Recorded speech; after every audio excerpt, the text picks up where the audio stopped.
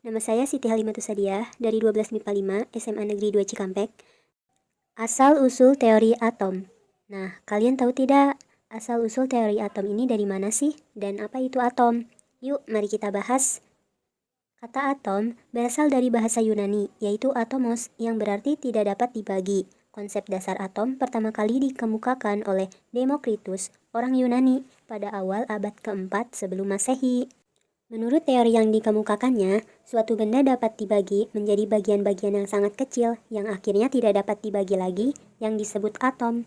Menurut Demokritus, atom sepenuhnya padat, tidak memiliki struktur internal, serta ada ruang kosong antar atom untuk memberikan ruang untuk pergerakannya. Selain itu, Demokritus juga menjelaskan bahwa untuk menjelaskan perbedaan sifat dari material yang berbeda, atom dibedakan ke dalam bentuk, massa, dan ukurannya. Namun, model Demokritus ini kurang memiliki bukti eksperimental, teman-teman. Hingga mulai tahun 1800-an muncul teori-teori baru berdasarkan hasil eksperimen. Di antaranya, teori model atom Dalton, teori model atom Thomson, teori model atom Rutherford, teori model atom Bohr. Yuk kita bahas keempat teori atom tersebut. Yang pertama, model teori atom John Dalton. John Dalton pada tahun 1803 mengemukakan pendapatnya tentang atom. Teori atom Dalton didasarkan pada dua hukum, yaitu hukum kekekalan massa atau hukum Lavoisier dan hukum susunan tetap atau hukum Proust. Lavoisier menyatakan bahwa massa total zat-zat sebelum reaksi akan selalu sama dengan massa total zat-zat hasil reaksi.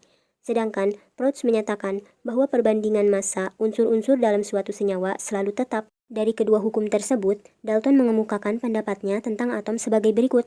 Yang pertama, atom merupakan bagian terkecil dari materi yang sudah tidak dapat dibagi lagi. 2. Atom digambarkan sebagai bola pejal yang sangat kecil. 3. Atom-atom bergabung membentuk senyawa dengan perbandingan bilangan bulat dan sederhana. 4. Reaksi kimia merupakan pemisahan atau penggabungan atau penyusunan kembali dari atom-atom, sehingga atom tidak dapat diciptakan atau dimusnahkan.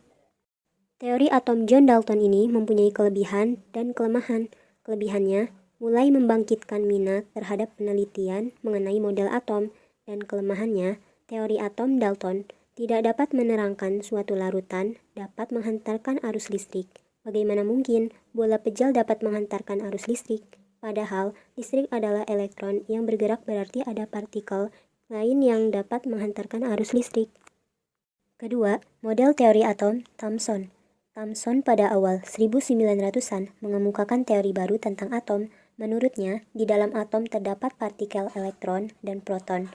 Berdasarkan hasil eksperimennya, proton memiliki massa yang jauh lebih besar dibandingkan elektron, sehingga model atom Thomson menggambarkan atom sebagai proton tunggal yang besar. Secara sederhana, model atom Thomson ini dapat dianalogikan sebagai jambu biji yang telah dikelupas kulitnya. Biji jambu yang tersebar merata dimodelkan sebagai elektron, dan bulatan daging jambu yang pejal dimodelkan sebagai proton. Kelebihan teori Thomson ini membuktikan adanya partikel lain yang bermuatan negatif dalam atom, berarti atom bukan merupakan bagian terkecil dari suatu unsur. Kelemahannya, model Thomson ini tidak dapat menjelaskan susunan muatan positif dan negatif dalam bola atom tersebut. Ketiga, model atom Rutherford. Rutherford mengemukakan sebuah model atom yang dikenal dengan model atom Rutherford, yaitu atom terdiri dari inti atom yang sangat kecil dan bermuatan positif, dikelilingi oleh elektron yang bermuatan negatif. Kelebihan model atom Rutherford ini membuat hipotesa bahwa atom tersusun dari inti atom dan elektron yang mengelilingi inti. Teori Rutherford bahwa elektron mengelilingi inti atom ini memberikan inspirasi pada penemuan baru berikutnya, yaitu tentang lintasan atau kedudukan elektron yang selanjutnya dikenal sebagai kulit elektron.